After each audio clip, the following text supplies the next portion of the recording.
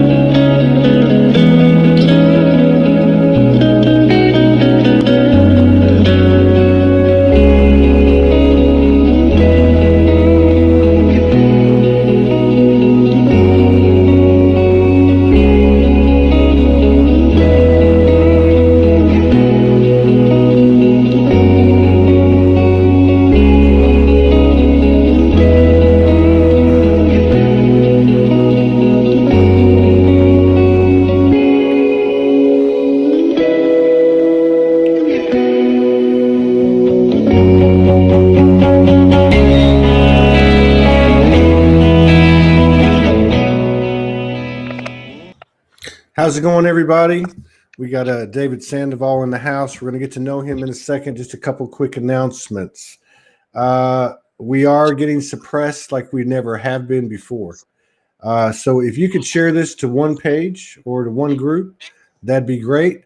We're working very quickly to rectify this issue. Our website will be coming out after 9 long years.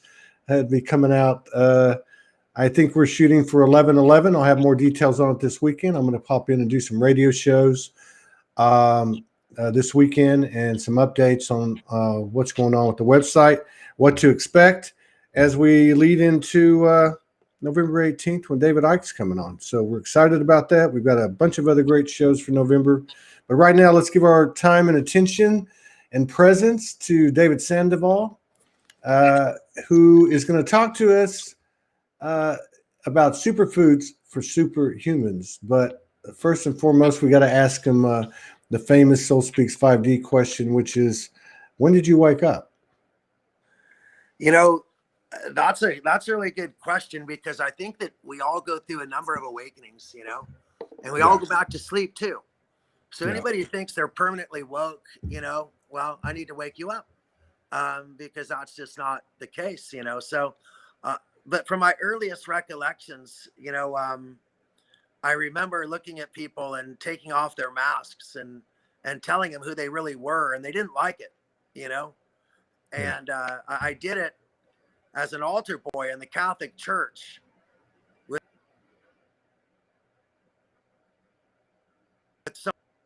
We're losing you. We're losing you. Can you hear me? Lots of crazy energies going on. You saw Angela dwell on the previous. Can you hear me? We can't hear you. We can't hear you. Can't hear you at all. Can't hear you at all.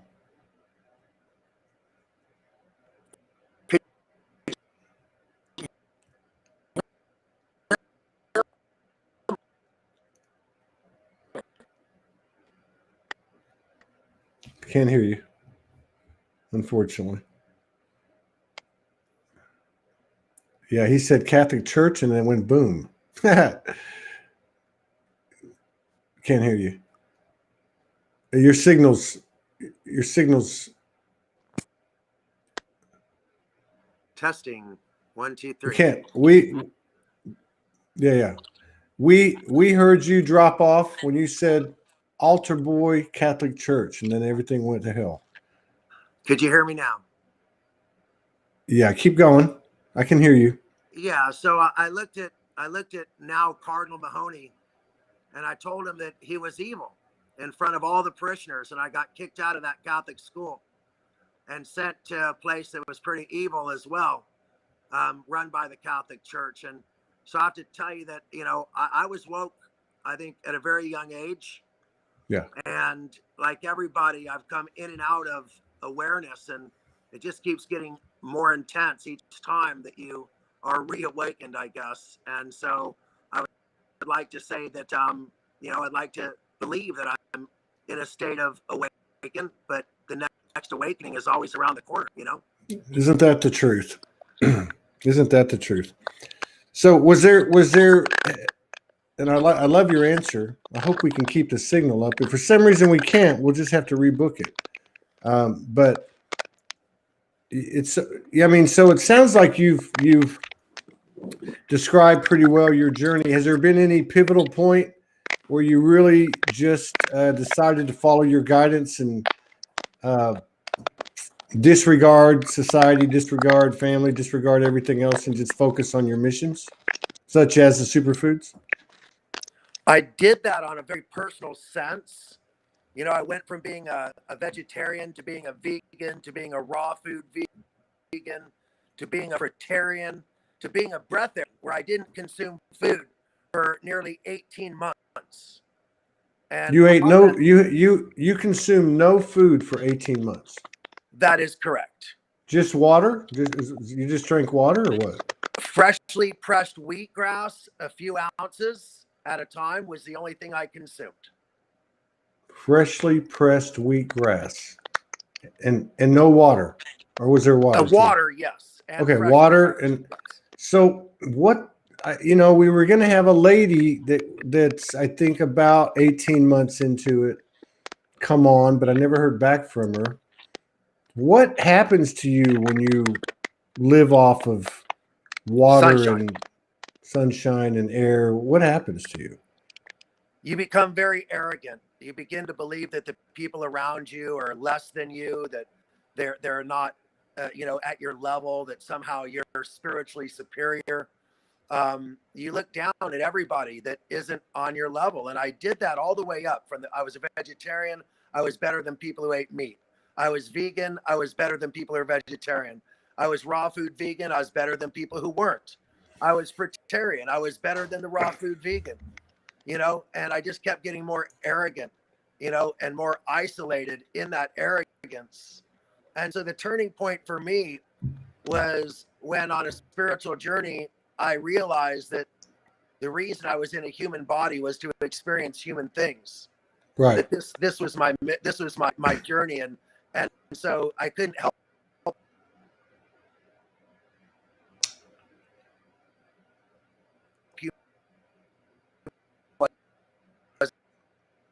No. Losing you. Lost you again. I love his honesty too. I was feeling pretty bad for a second. I didn't want, you know, I was a little afraid to tell him I ate cheeseburgers and hot dogs. Okay, we lost everything. We can't hear you.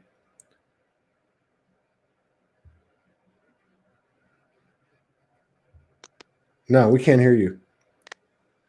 I'm showing a strong signal. No. It's the energies. We had issues on the last show.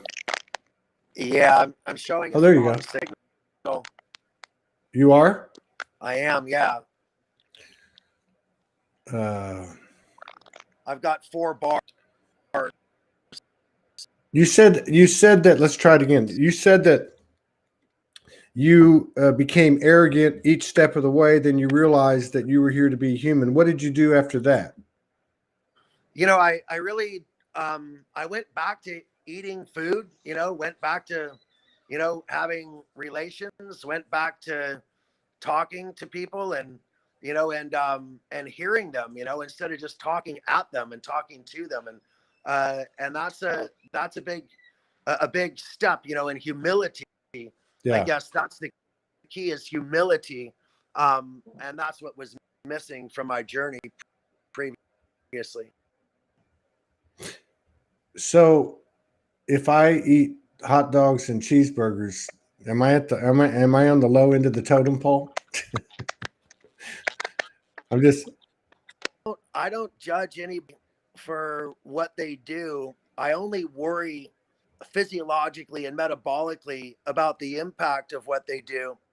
But happiness is such a critical factor that if worrying about what you eat brings you to a state of paranoia or brings you yeah. to a state of worry, then you've crossed over a point where there might be limited returns. You know what I Yeah. mean?